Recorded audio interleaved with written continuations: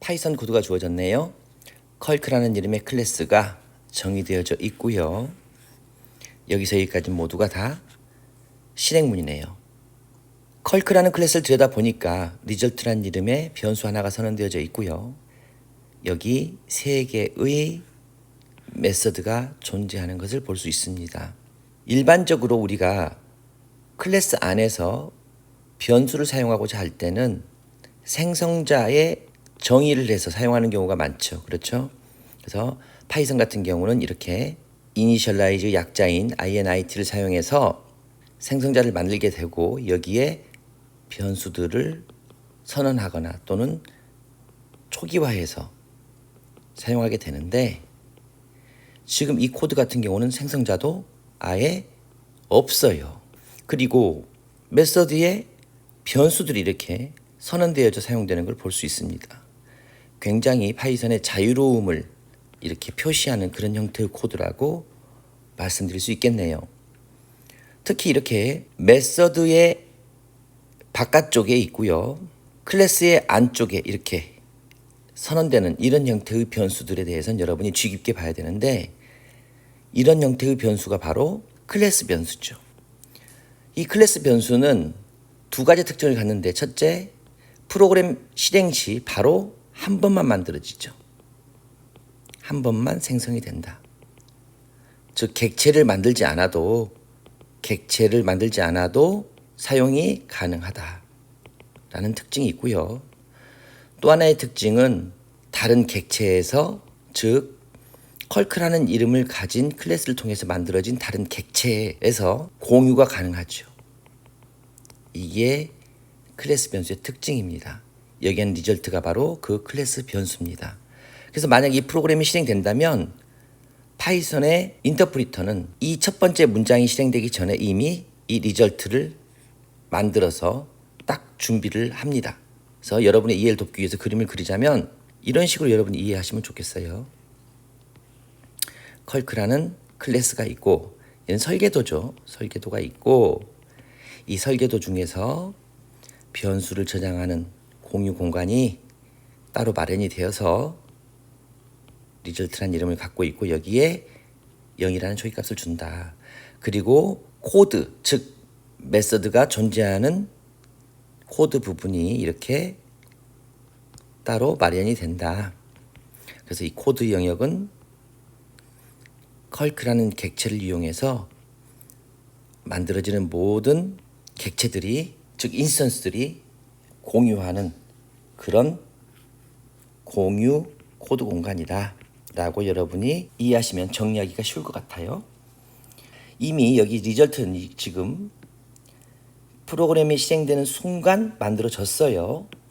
그래서 여러분이 이걸 확인해 보고 싶으면 여기 이 부분에 객체를 만들기 전에 프린트를 한번 해보세요. 프린트 하고 나서 컬크의 리절트를 출력해 보면 이미 이 리절트가 만들어져 있다는 사실을 여러분이 쉽게 확인하실 수 있습니다. 첫 번째 문장을 보면은요. 컬크라는 클래스를 이용해서 하나의 객체를 만든 다음에 A라는 참조 변수에 대입하라고 했어요. 그러면 이 클래스를 통해서 하나의 객체가 만들어지겠죠. 그런데 얘는 사실 빈 껍데기만 만들어질 거예요. 왜냐? 메서드들 안에 있는 변수들은 사실 이 메서드가 호출되었을 때 만들어지는 거예요. 호출되기 전에는 이 변수들이 전부 다 만들어지지 않습니다.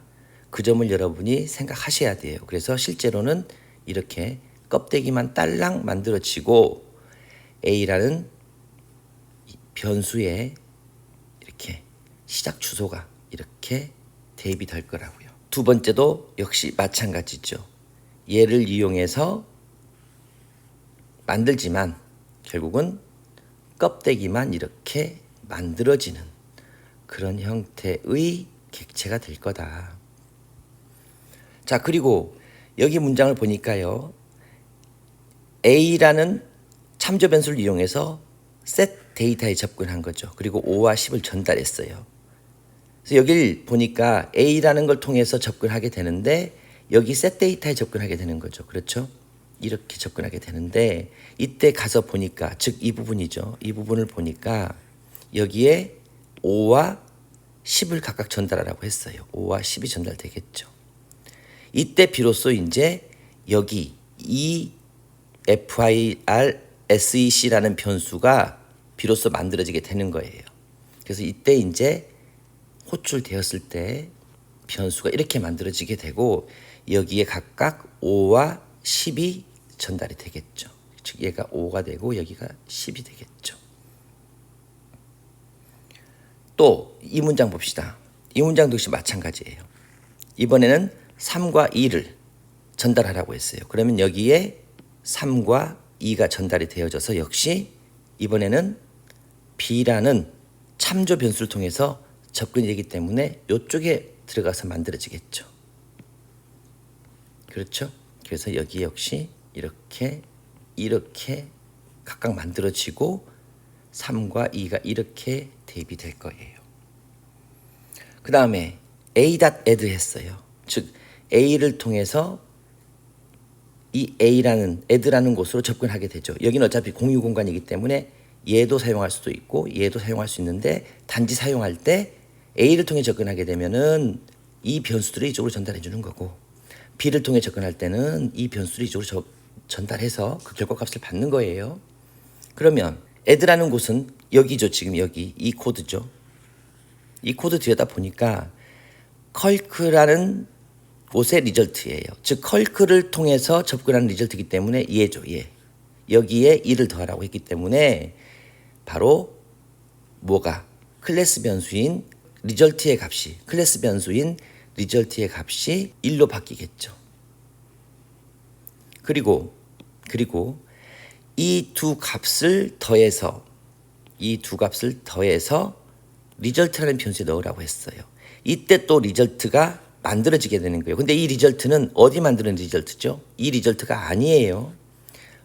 바로 여기 A라는 참조 변수를 통해 접근하는 이 객체의 여기에 지역 변수 리절트가 만들어지는 거예요. 그리고 이 두 값을 합쳐 집어넣으라고 했으니까 15가 되겠죠. 여기서 한 가지 혼동스러운 게 있어요, 여러분. 뭐냐면 파이썬이 갖는 자유로우면서도 혼동을 줄 수 있는 그런 부분이 있죠. 다시 말하면 자바에서는 변수를 사용할 때 반드시 선언을 해야 되는 거잖아요. 그렇죠? 여기 사용 바로 못 하잖아요. 선언을 해야 되는 거죠. 근데 여기는 선언 없이 그냥 바로 변수를 사용해 버렸어요. 그러더라도 파이썬 인터프리터가 이렇게 변수를 만들어줬단 말이에요. 그리고 자바 같은 경우는 이렇게 메서드 안에서 지역 변수를 쓰다가도 메서드가 종료되게 되면 자동으로 이 변수들이 사라지게 되는데 파이썬에는 그렇지 않아요. 그대로 그 변수들을 마치 생성자에서 썼던 그런 변수들과 같이 클래스 안에서 서로 공유하며 사용할 수 있도록 해주는 거예요. 이게 파이썬 클래스 안에 사용하는 변수들의 독특한 특징입니다. 이런 부분들 여러분이 조금 주의 깊게 살펴보셔야 되겠죠. 자, 그 다음 보시면요. 똑같은 현상입니다. A에 이제 get data라고 했어요. 이 부분이죠. A에 get data를 가보니까 인쇄하라고 했어요. 누구를? 현재 A를 통해 들어온 리절트 값을 인쇄하라고 했으니까 A에 통해 들어온 이 리절트 얘가 인쇄가 되는 거죠. 그렇죠? 그래서 결국은 일단 15가 인쇄가 될 거고 프린트가 될 거고 줄바꿈을 하지 말라고 했으니까 그렇죠? 줄바꿈을 하지 말라고 했으니까 일단 칸이 떨어지겠죠. 또 누굴 인쇄하라고 했어요? 컬크의 리절트. 이 리절트는 누굴 통해서? 클래스 변수 리절트는 이렇게 컬크라는 클래스 이름을 통해서 접근해야 되는 거죠. 그렇죠? 그래서 얘가 현재 얼마예요? 1이에요. 1. 자, 그래서 현재 여기는 1이 이렇게 출력이 될 거다. 그 다음에 여기 보시면은 B를 통해서 add라는 메서드를 실행하라고 했으니까 여기를 통해서 접근하는 이쪽 영역이죠. 얘를 통해서 add를 실행하니까 이 값을 가지고 들어가는 거죠. 그렇죠? 그러면 결국은 여기도 역시 컬크에 있는 리절트 플러스 1 했으니까 이 값이 이제 1에서 2 그대로 값이 유지되는 거죠. 그리고 두 값을 합쳐서 리절트에 넣으라고 했으니까 이때 이제 비로소 B라는 이 객체에도 뭐가 만들어져요? 리절트가 만들어지고 3하고 2를 더한 5라는 값이 들어가겠죠. 이런 식으로 변수들이 만들어지면서 실행이 되고 있는 거예요. 자, 그 다음에 getData라는 메소드를 실행하라고 했어요. 역시 B를 통해서 가기 때문에 이 값을 가지고 이렇게 전달해서 값을 받는 형태죠. 출력하는 형태죠.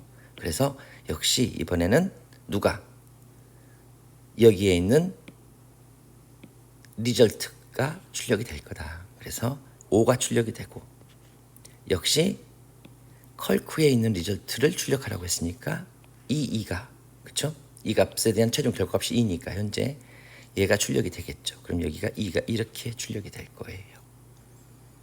별거 아닌 것 같지만 이렇게 변수들이 태어나는 시점이 각각 다릅니다. 그리고 이렇게 파이썬에서는 변수를 선언하지 않고 자유롭게 사용하지만 얘가 생성되는 시점은 언제다? 메서드가 호출되었을 때 만들어진다. 그러나 얘가 종료되더라도, 즉 메서드가 종료되더라도 이 값들이 사라지지 않고 클래스 내에서 서로 값을 공유하면서 객체 내에 사용할 수 있다는 것. 이것도 여러분이 주의 깊게 살펴보셔야 되겠습니다. 전체적으로 그냥 쉽게 생각하면 금방 풀 수 있어요. 그렇죠? 그러나 이러한 내부적으로 이러한 특징들이 있다는 것도 여러분이 유심히 봐둬야만이 약간 문제를 어렵게 내더라도 여러분이 충분히 푸실 수 있을 것 같고요. 이렇게 호출되는 시점에 만들어지는 이러한 변수를 통틀어서 뭐라고 부른다? 인스턴스 변수라고 한다. 즉 인스턴스 변수는 반드시 객체가 만들어진 후에 생성 후에 접근할 수 있는 즉 만들어지는 변수를 인스턴스 변수라고 한다. 보통 인스턴스 변수는 어디에서 많이 정의한다? 생성자에서 정의해서 보통 사용하게 되죠. 그러나 여기 지금 보여준 이 예제 같은 경우는 아주 독특하게 그렇죠?